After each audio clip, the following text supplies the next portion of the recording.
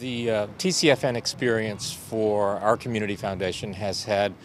multiple impacts, and primarily it has been to expand our sense of what community means, and that community is not just our particular geographic location, but it's really global. And through TCFN, we have met folks from virtually all over the world,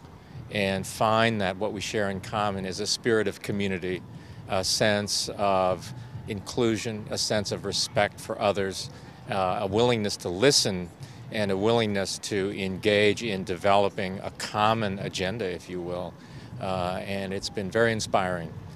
to know and to meet people who we've never met, who have different religions, different political values,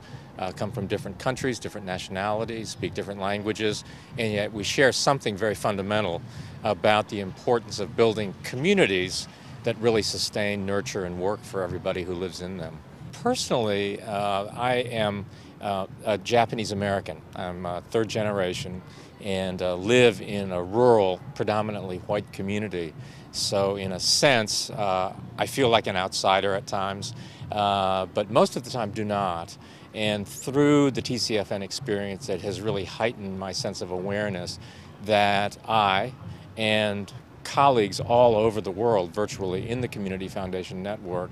are working to build a community, a global community, wherein when faced by crisis, we turn to each other instead of turning against one another. And the reason I say that is that as a Japanese American in the 1940s, when Japan and the United States went to war, my parents and everybody in my family were interned, taken to prison camps basically,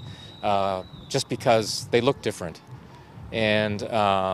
what I think community foundations are about is building a world where we don't do that anymore, where I know